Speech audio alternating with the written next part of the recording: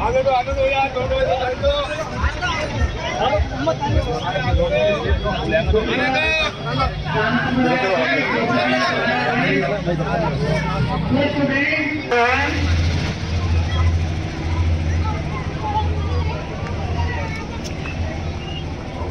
हमारे chief guest आ चुके हैं। सभी लोग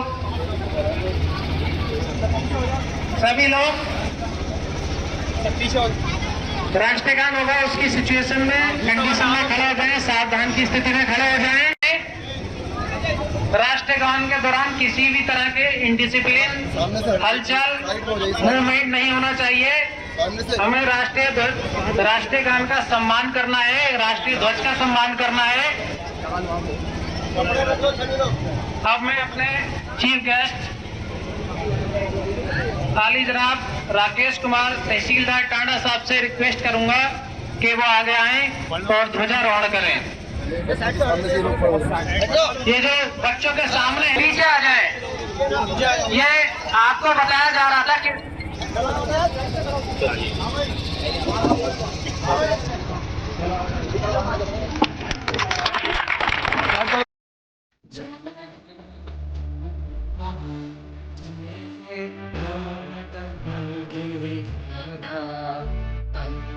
पंजाब सिंध गुजरात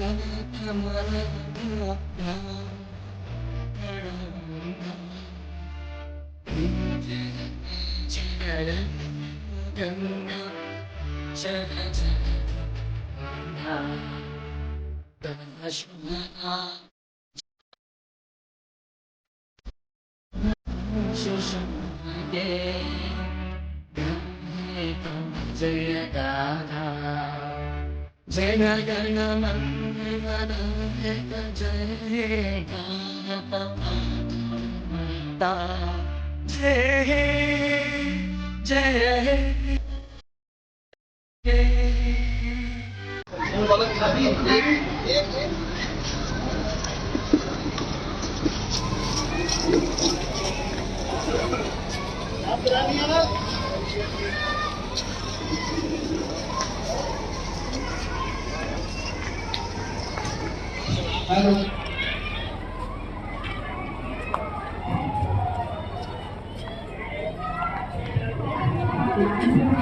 ये रास्ता दो बेटा, हटो पीछे, रास्ता दो।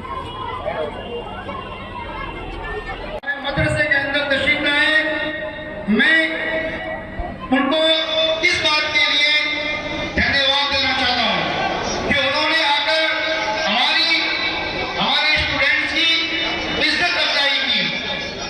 मैं मदरसे के प्रधान अध्यापक, मदरसे के नाज़िम कारी कुरबान हक साहब से यह कहूँगा कि वो आए और मेहमानान इकराम को वेलकम करें और उनको जो है गुलदस्ता पेश करें।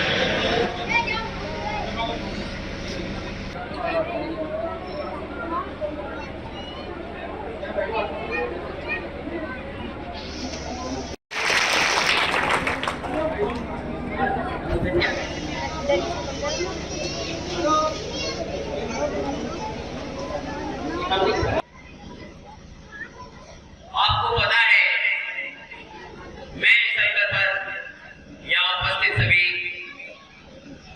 लोगों को हार्दिक बधाइयाँ देता हूँ, धन्यवाद देता हूँ और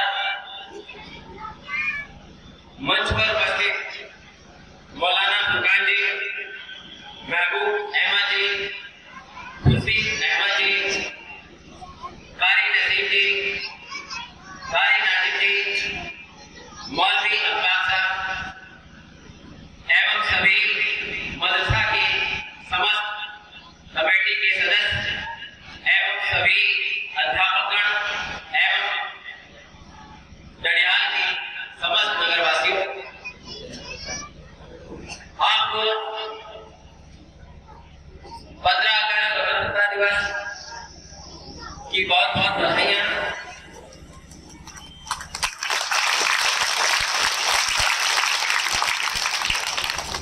आप सभी को मालूम है कि हम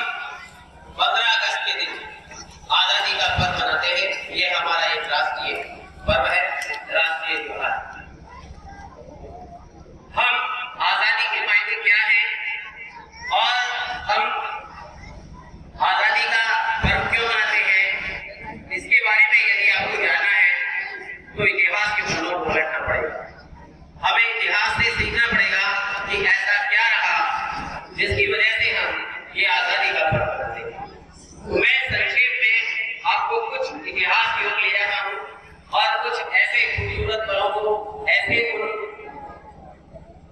हमारे जो अमर शहीद, हमारे जो पूर्वज थे जिन्होंने इस देश में अपनी कुर्बानी दी, वीर गति को प्राप्त हुए और उनके उस योगदान के बाद, उनकी उस कुर्बानी के बाद हमारा देश आजाद हुआ। और आज के दिन हम उन्हें श्रद्धा सुमन अर्पित करते हैं, उन्हें याद करते हैं।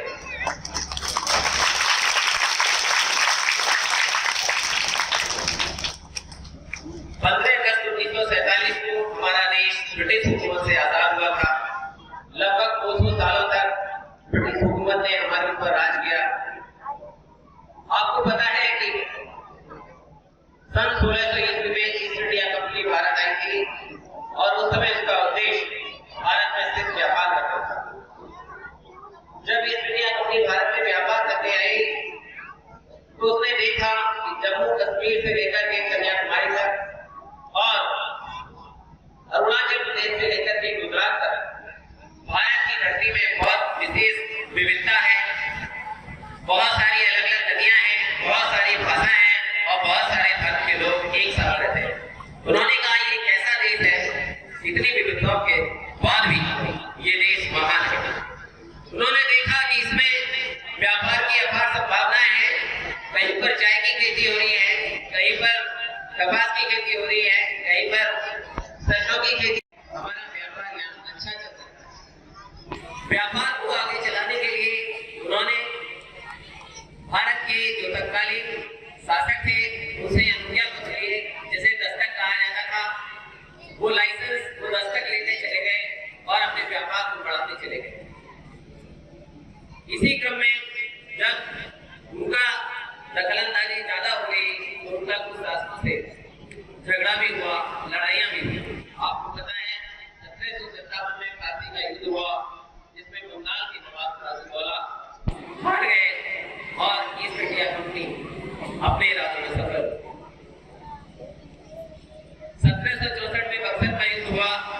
इसके बाद ईस्ट इंडिया कंपनी जो भारत में व्यापार करने के लिए आई थी, वो व्यापार के बाद भारत की राजनीति और प्रशासन में हस्तक्षेप करने लगी और भारत में शासन करने लगी। 1857 की क्रांति, यानी कि 1857 की जो क्रांति हुई, उसके पीछे भी एक बहुत बड़ा कारण था। अंग्रेजों का शोषण, भारतीयों का शोषण।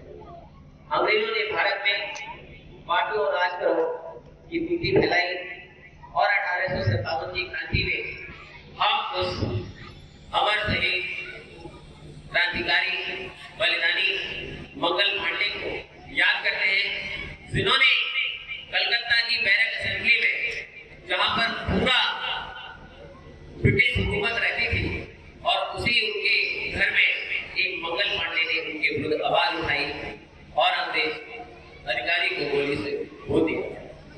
क्रांति की शुरुआत 1857 के मंगल पांडे से ही होती है।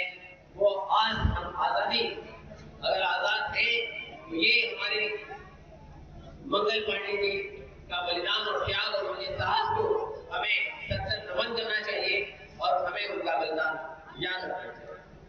उनके ही इस बदौलत से पूरा देश एक हुआ। मेरठ से 1857 में क्रांति, 1857 की क्रांति का आगाज हुआ और आपको पता है कि उस समय जो भारत की सत्ता थी वो मुगल शासक बहादुर शाह जफर के थे और उन्हें ही इस बहादुर शाह जफर को इस क्रांति का पूरा दायित्व दिया गया और सबको संकलित कर करके इस क्रांति को जोर शोर से चलाया गया। हालांकि 1857 की क्रांति को अंग्रेजों ने सफल नहीं होने दिया, उसे कुचल से